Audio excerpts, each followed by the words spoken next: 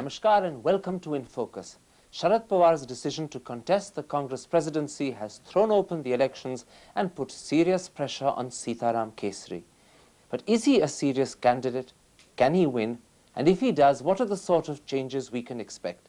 Here to shed light on those questions is Sharad Pawar himself. Mr. Pawar, I want in part 1 to talk about your candidature, and then in part 2 of this interview, I want to talk about your plans for the party.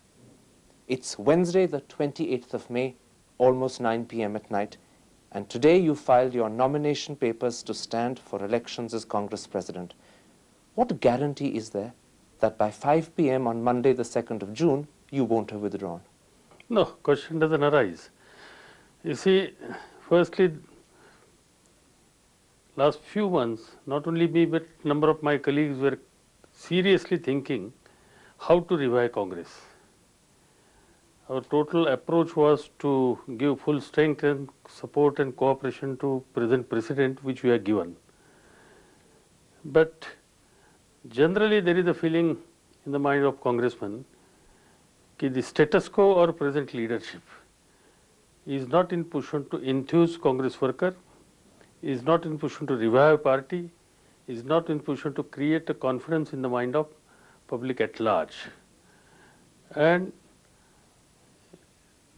if you study last few elections voting pattern, and especially in Hindi belt, even some of the states like Maharashtra or my own state and some other states, the position of Congress party is not good, and day by day it is worsening. I want very much to talk about the position of the Congress party, but पहले क्योंकि अभी भी लोगों के मन में थोड़ा शक होगा, मैं अपना सवाल एक बार फिर पूछूंगा। मैं आता हूँ ना, बिल्कुल आखिर तक आप खड़े रहेंगे? मैं इससे परे आता हूँ। तो ये परिस्थिति इतनी हमारी खराब हुई थी, ऐसी ही परिस्थिति रहेगी तो इस देश में कांग्रेस पर जो संकट आया है वो संकट बहुत बढ़ेगा। This party is a party which can keep country together. Just because the party has become weak, and that's why regional, communal and casteist forces has been we are seeing, watching in number of states, and that is affecting unity of the country. So for larger national interests, one has to see that Congress is a strong organization. I have no personal ambition other than revival of Congress. See that Congress is spread throughout India, and see that my party colleagues, grassroots level workers, my all delegates, everybody will be able to work with self-respect and some prestige. तो फिर आप यही कह रहे हैं कि चाहे जो कुछ हो 2 तारीख को आप विथड्रॉ नहीं करेंगे? सवाल है ना, मेरे 2 तारीख को तो मेरी मीटिंग्स ही बाहर है। 31 तारीख से तो मेरा टूर प्रोग्राम जो शुरू होगा वो कंटिन्यूसली है ही है, आप देखते रहेंगे। तो बिल्कुल आखिर तक चाहे आप हारें चाहे आप जीतें, आपने लड़ना इस इलेक्शन में। ये जीतना हारना, ये चुनाव में तो कोई तो हारेगा, कोई तो जीतेगा, वो तो परिस्थिति आती है। एक ही जहाँ तक मेरी बात है, आज तक मैंने जितने चुनाव लड़े मैं कभी हारा नहीं, और ना इस बार आपका इरादा हारने का।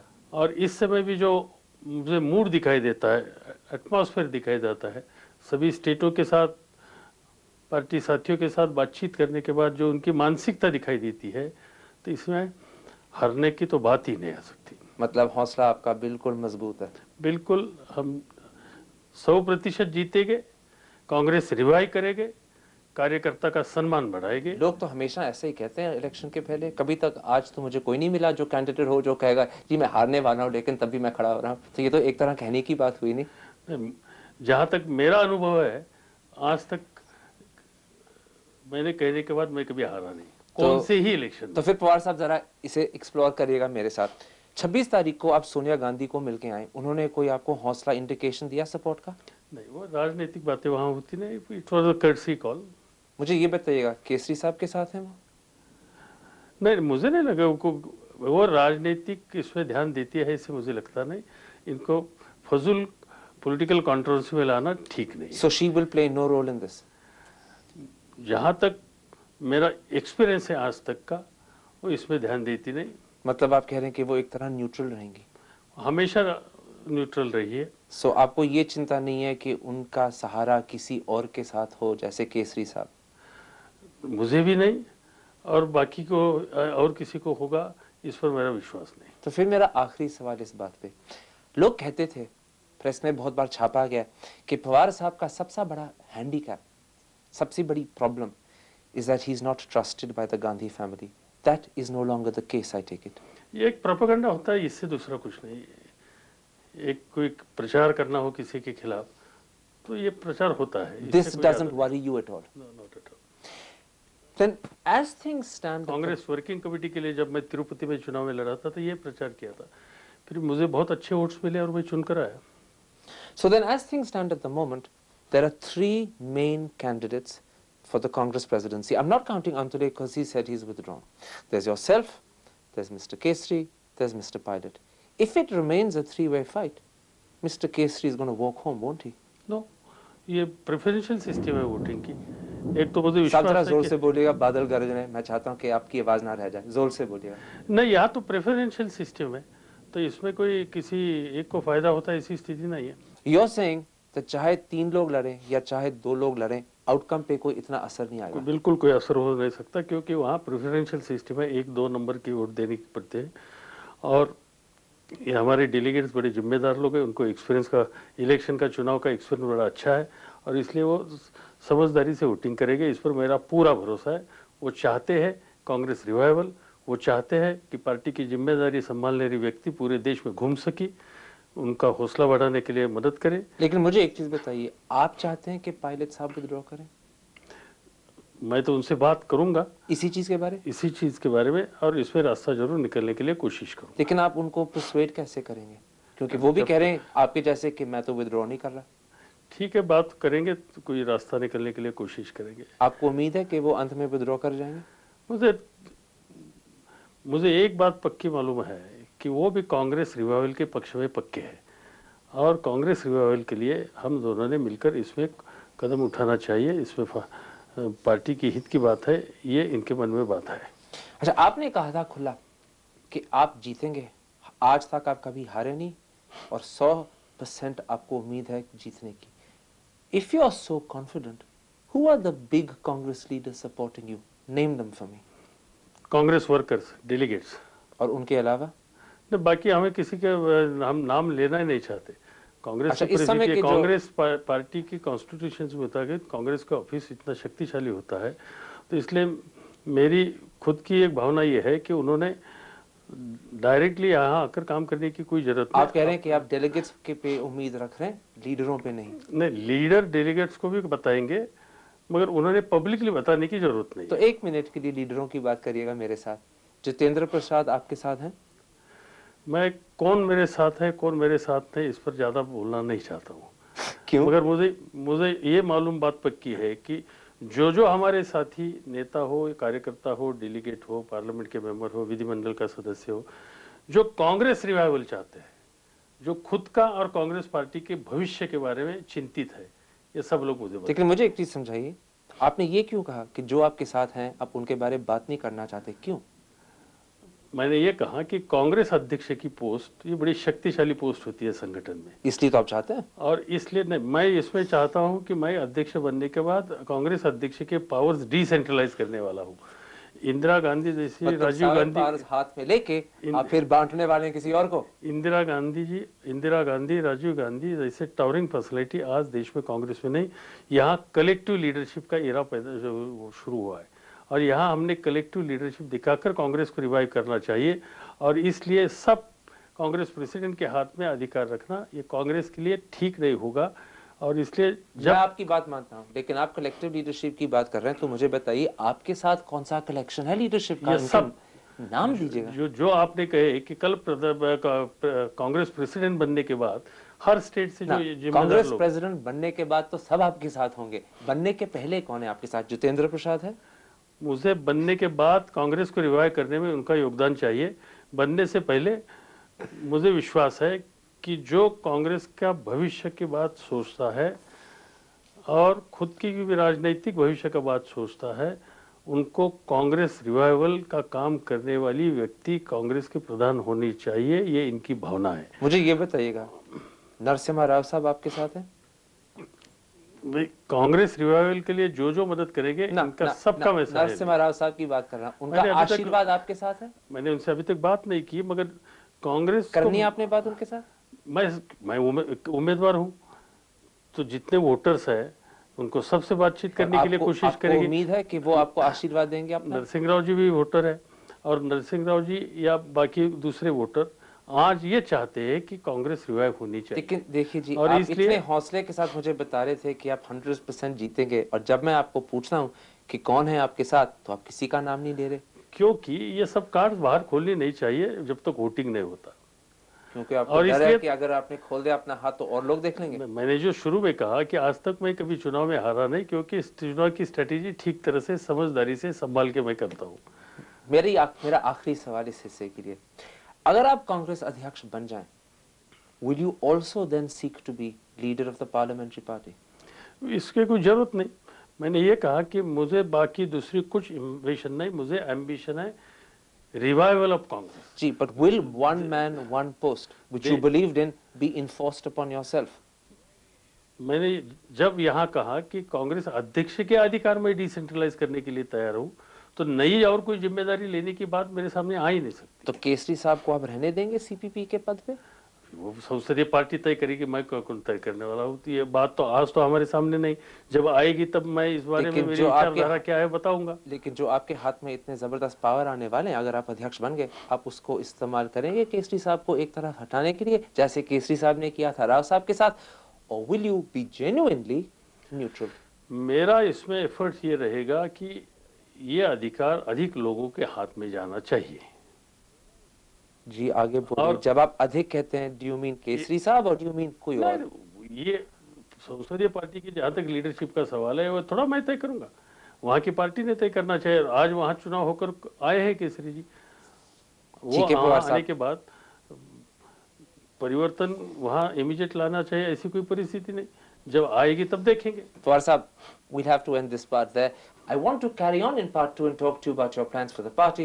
But first, we have to take a commercial break. Don't go away. We'll be back in just a couple of minutes to continue talking to Sharad Pawar.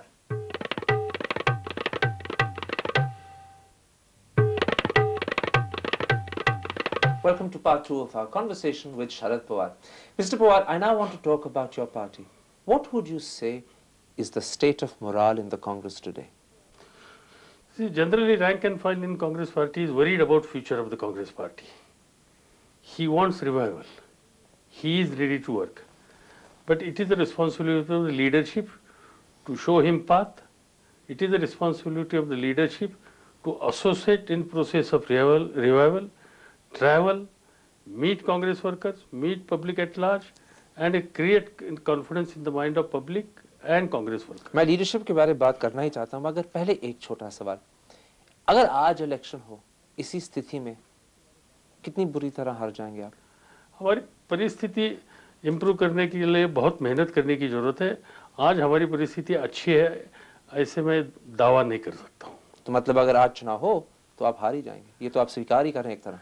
नहीं, हार जीत ये तो होती है, कांग्रेस ने कई बार देखा, मगर स्थिति सही नहीं है। हमें परिस्थिति इम्प्रूव करनी है, तो मुझे इम्प्रूव करने के लिए समय की जरूरत है। आज इम्प्रूव करने की परिस्थिति में आज के आज हम नहीं है। तो आप इस नौबत पे कैसे पहुंचे? How much of this poor morale and poor standing is because of Mr. Kesri's leadership? Mainly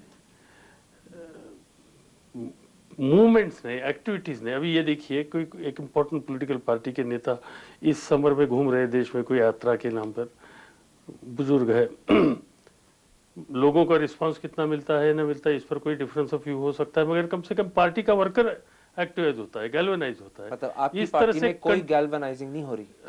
इसलिए कंटिन्यूस ऐसे प्रोग्राम हमेशा कांग्रेस में लेने की जरूरत है, लोगों में रहने की जरूरत है, कार्यकर्ता के साथ रहने की जरूरत है। जब तक लीडरशिप इसमें जान नहीं देगी तब तक ये होगा नहीं, और इसलिए हम ये करना चाहते हैं। तो आप यही कह रहे हैं कि इस समय की जो लीडरशिप है, इट हैज फेल्ड? ऐसे नहीं, उनकी तबीयत का सवाल आता है कि भाई इन्होंने भी कुछ काम किया है, स्वतंत्रता आंदोलन में काम किया, कई सालों से कांग्रेस का काम किया। पवार साहब, जब आप तबीयत की बात कह रहे हैं तो आप बहाने बना रहे हैं, लेकिन बात तो मेरी स्वीकार करें, आपके प्रोविजनल प्रेसिडेंट लीडरशिप नहीं दे पाए जैसे देनी थी। ना, ऐसे नहीं, इस पर उन्होंने एक बात की थी कि जब उनकी चुनाव हुआ था तब वो पहले ही भाषण में उन्होंने कहा था कि मैं यहाँ ज़्यादा दिन रहना नहीं चाहता हूँ, मैं नए पीढ़ी के हाथ में ये नेतृत्व सौंप कर दूर जाना चाहता हूँ। और आप उनकी बात मान गए और नई पीढ़ी बनने के लिए तैयार हो गए। और इसलिए हम समझते थे कि उस लाइन पर वो जाएंगे। आज दुनिया में हम देखते हैं कि यंगर जनरेशन आ गई। ब्रिटेन में देखिए 43 इयर्स का प्रधानमंत्री बन गया, सेकंड टर्म जहां मिली है। अमेरिका में वो भी 50 साल के हैं, यानी गवर्नमेंट पर लोग आ गए। यहाँ तो पार्टी का सवाल है। आप इतने दूर क्यों देख रहे हैं? नवाज शरीफ साहब भी 48 के हैं, बेनजीर भुट्टो 44 की थी। वो नजदीक भी वो दिखाई देते हैं। और इसलिए ये परिस्थिति देखने तो साथ साथ ये बताइए साहब, आपकी उम्र कितनी है? No, I'm 56. But you're in the same age group. That's You're why. not 78. No, I'm not 78. I'm not above 80. Question is not that. इसलिए आज ये जरूरत है कि एक जनरेशन की गैप पड़ रही है। आप ये कह रहे हैं ना कि हमारी जो कांग्रेस पार्टी के टोनी ब्लेयर आप ही बनेंगे? नहीं, टोनी ब्लेयर का सवाल नहीं। हम ये सोचते हैं कि स्वतंत्रता आंदोलन में सहभागी होने वाली पीढ़ी ने एक बहुत अच्छा काम किया, योगदान किया, जिसमें केसरी जी है। स्वतंत्रता के बाद जो पैदा हुई जो पीढ़ी है, उनकी आबादी आज बहुत हुई है। लेकिन ये कमाल की बात है, और आप उनके उनको खिलाफ साथ लेना चाहिए। लेकिन ये कमाल की बात है, आप केसरी जी के खिलाफ खड़े हो रहे हैं, लेकिन उनके खिलाफ कुछ बोलना नहीं चाहते। ये मैं समझ नहीं पा रहा। अगर उनकी लीडरशिप इतनी कामयाब रही है तो फिर आप उनके खिलाफ क्यों खड़े हो रहे हैं? सवाल ये है कि मैंने जैसे कहा कि आज मेहनत करने की ज्यादा जरूरत है, घूमने की ज्यादा जरूरत है, हौसला बढ़ाने की ज्यादा जरूरत है, कार्यकर्ता की इज्जत बढ़ाने की जरूरत है। और ये करने के लिए जो ज्यादा घूम सकेगा ऐसी व्यक्ति की आज हमें जरूरत लगती है। संघर्ष का कार्य आज दिन है। पार्टी संघर्ष से बन सकती है, वो बनाने का काम आज करना चाहिए। और इसलिए हमें ये लगता है कि बुजुर्गों ने हम लोगों को मार्गदर्शन करना चाहिए, आशीर्वाद देना चाहिए और काम करने का, संघर्ष करने का मौका हमें और इजाजत हमें देनी चाहिए। तो मुझे ये बताइएगा, अगर आप जीते, what will be the 3 most important problems that will have your priority? My priority number 1, जो revival of Congress organisation and Congress party. Number 2, जो हमेशा हमें मदद करने वाला समाज का सेक्शन हमसे दूर गया है, minorities, schedule caste, schedule tribes, younger generation, उनको पार्टी के साथ लाने के लिए ज्यादा से ज्यादा कोशिश करना। नंबर 3, पूरे देश में इस तरह से पार्टी की परिस्थिति और विश्वासर्हता बढ़ाना कि जिससे कांग्रेस से जो कुछ गलतियां हुई, कांग्रेस साथियों से साथ से कुछ गलतियां हुई, कमियां हुई, ऐसी बात फिर लोगों के सामने कभी नहीं आएगी। इस तरह से कदम उठाना, इस तरह की नीति तैयार। तो मुझे ये समझाइएगा, if reviving the party is the first priority, what are the 3 things you'll do to revive the party? No, for revival, firstly, organization. Where is the organization? In number of places we are seeing that there is no emblem of organization. For revival, you have to build up organization. You have to build up cadre. You have to build up committed cadre. You see, our cadre is there. We have to give them proper directions. We have to help them. हमारे rank and file को ये नहीं लगता कि हम करते हैं मेहनत तो हमारे साथ पार्टी की लीडरशिप मजबूती से रहेगी। आप अपनी बातें सुन रहे हैं? कार्डर आपका बिल्डअप करना है, ऑर्गेनाइजेशन आपका कोलैप्स हो गया है, लीडरशिप पार्टी को देनी है, और ये सब स्वीकार करके you are still saying that mister Kesri is not responsible for the collapse. ये क्या 2-4 साल में जो हुआ है, किसी एक व्यक्ति के ऊपर जिम्मेदारी देकर कोई फायदा नहीं। राव साहब का भी नाम जोड़ दीजिएगा। फिर मैं किसी का नाम ही लेना नहीं चाहता हूँ। मैं इतना चाहता हूँ कि आज ये सब करने की जरूरत। समझिए वेस्ट बंगाल में मेरा पार्टी का सहयोगी आज वहाँ सीपीएम के साथ लड़ाई करता है, वहाँ उनकी पिटाई भी कभी कभी होती है, मगर फिर भी मजबूती से कांग्रेस का तिरंगा झंडा रहकर वो कलकत्ता में, वेस्ट बंगाल में खड़ा है। हमारी जिम्मेदारी है कि वो जब संकट में आता है कि उनके साथ हम भी खड़े रहे। आजकल हमारे पार्टी के नेता लोग कभी हमारे वेस्ट बंगाल के साथियों के साथ मजबूती से रहने के लिए कभी गए नहीं, संघर्ष में गए नहीं। आज इस तरह की परिस्थिति जहाँ भारतीय जनता पार्टी की, कम्युनल फोर्सेस की, रीजनल फोर्सेस के साथ संघर्ष होता है, तब हमारा कार्यकर्ता, हमारा जो डेलीगेट चुनकर आया है, जो मुझे वोट देने वाला है, उसको उसकी कीमत चुकानी पड़ती है। नेता लोग इनके साथ मजबूती से रहते नहीं, ये परिस्थिति फिर पैदा करनी पड़ेगी। मैं समझ गया। Time is against us, so let me ask you quickly, Kesari साहब की एक तो खूबी आपकी पार्टी खुली मानती थी कि उन्होंने गुजराल साहब के साथ रिश्ता बड़ा सही रखा था, जिसका नतीजा था कि ये सरकार काफ़ी मजबूत रही। आप वैसा ही रिश्ता रखेंगे गुजराल साहब के साथ अगर आप जीत गए? ये तो पार्टी की लाइन है। आज देश को स्थिरता की जरूरत है और देश की स्थिरता के लिए गुजराल साहब को पूरी तरह से योगदान देना चाहिए। इस पर बिल्कुल मेरे मन में दो राय नहीं। तो यूएफ को कोई खतरा नहीं? बिल्कुल नहीं, हमारे तरफ से बिल्कुल नहीं। बल्कि और मुझे फिर गुजरात एक और जी जिस तरह से सरकार चलाना चाहते हैं, उनकी विचारधारा हम जानते हैं, हम उनके पूरी तरह से मदद करेंगे। और उतने ही उनके नजदीक रहेंगे आप जितने केसरी साहब कोशिश कर रहे थे रहने की? हमारी इसमें नीति ये रहेगी, हम उनको बाहर से समर्थन देने वाले लोग हैं। हम उनको मदद करेंगे देश के लिए, स्थिरता के लिए, मगर हमारा प्रायोरिटी ये रहेगा इसके साथ साथ हमारा संगठन बनाना। पर अगर बाहर से लोग तो काफी बार कहते थे कि पवार साहब तो चाहते हैं कि कांग्रेस पार्टी सरकार में शामिल हो। ठीक है, वो प्रोपेगेंडा का भाग है। मैंने कई बार कहा, पब्लिकली कहा कि कांग्रेस में समर्थन बाहर से देकर कांग्रेस को बनाने के इस पर ज्यादा ध्यान देने की जरूरत है। अच्छा, मुझे एक और चीज बताएं, इस समय केसरी साहब ने बड़ी कोशिश की थी कि जो कांग्रेस के पुराने लीडर थे जैसे मूपानर साहब, चिदम्बरम साहब, जैसे टीएमसी पार्टी जो आपसे जुदा हो गई है, उनको वापस बुलाने के लिए, वो कामयाब नहीं रहे। आपको उम्मीद है कि आप सक्सेसफुल हो सकेंगे? जो कांग्रेस विचारधारा मानने वाला वर्ग है, उनको साथ लेने के लिए कोशिश करनी ही पड़ेगी, डायलॉग करना ही मगर पड़ेगा। कैसे, क्या कहेंगे आप जो केसरी साहब नहीं कह पाए? डायलॉग करना पड़ेगा ना। मगर क्या नहीं किया डायलॉग जो वो होगा, नहीं कह पाए? बातें तो उन्होंने भी की होंगी। मालूम नहीं। यानी ऑफर क्या करेंगे आप? नहीं, ऑफर की जरूरत पड़ती नहीं, विश्वास दिलाना पड़ता है, पहले साथ लेना पड़ता है। और जो कुछ लोकल लेवल के प्रॉब्लम्स है, स्टेट लेवल के प्रॉब्लम्स है, वो बैठकर मजबूती से रिजॉल्व करना चाहिए। मुझे एक और चीज बताएं, इस समय आपकी पार्टी में पब्लिकली डिसेंट की बातें चल रही हैं, रिगिंग के एलिगेशंस आ रहे हैं। How have you reached this terrible position on the eve of elections? इस कांग्रेस के संगठन चुनाव में आज तक का इतिहास देखने के बाद हमेशा कुछ ना कुछ शिकायतें आती है। इस समय जरा ज्यादा आई है बात, तो मुझे माननी पड़ेगी। मगर मैं इस पर यह सोचना चाहता हूं कि मैंने कहा भी कि कांग्रेस का अध्यक्ष बनने के बाद कांग्रेस के साथियों को साथ विश्वास में लेकर इलेक्शन करने की जो प्रोसेस है, इसमें हम सुधार लाना चाहते हैं। और मुझे विश्वास है कि वो सिंपल और जिसमें किसी को हेराफेरी करने का मौका नहीं मिलेगा, इस तरह से पद्धति तैयार हो सकती है। You are fully confident that the elections will be clean? मैं ये बात पक्की जानता हूँ कि आज जो इलेक्शन का इसके बारे में शिकायतें है, वो शिकायतें है। फिर हमारी कोशिश ये रहेगी कि इस पर ध्यान देकर इलेक्शन ठीक तरह से हो जाए। और अगर आप जीत गए तो 2 साल के बाद इलेक्शन फिर होंगे? बिल्कुल समय पर चुनाव लेंगे। आप कभी भी इलेक्शंस को पोस्टपोन नहीं करेंगे? बिल्कुल हम नहीं करना चाहते। समझो कोई इलेक्शन ही आ गया देश के सामने, नेशनल इलेक्शन, लेकिन सिर्फ टेम्परेरीली? हाँ, वो कोई ये नहीं करेंगे जैसे राव साहब कर रहे थे कि 4-4, 5-5 साल के लिए पोस्टपोन होते गए इलेक्शन? ये फिर भी उन्होंने भी, राव साहब के जमाने में इलेक्शन हुआ था, ये भी बात माननी पड़ेगी। 5 साल पहले हुए थे। हाँ, 5 साल पहले। हमें इससे पहले 10 साल नहीं हुए था। बिल्कुल, तो वो तो ट्रेडिशन आप तोड़ने वाले ना? तो बिल्कुल हम समय पर लेने के पक्ष में हैं। मेरा आखिरी सवाल, अगर आप जीत गए, how long will it take before you get the party ready not just to fight an election but to win an election? एक तो आपके सवाल में जो अगर है, इसके बारे में मेरा बड़ा ऑब्जेक्शन है। अगर की बात छोड़िए आप, मैं जीतने वाला हूँ। मगर एक बात है कि हमें 2-2.5 साल लगेंगे कांग्रेस रिवाइव करके लोगों के सामने जाने के लिए, मजबूती से 2-2.5 साल लगेंगे। इसका मतलब है कि आप चाहे आप जीते ना जीते, आप नहीं चाहते कि चुनाव 2-2.5 साल के पहले हो? हम चुनाव जल्दी के पक्ष में बिल्कुल नहीं है। भारत जैसा देश हर साल में 2 साल में चुनाव में जाना, ये देश की हित की बात नहीं। यहाँ स्टेबिलिटी चाहिए। और अगर चुनाव में आप गए और अगर आपकी पार्टी जीती, will you want to be prime minister? Yes or no?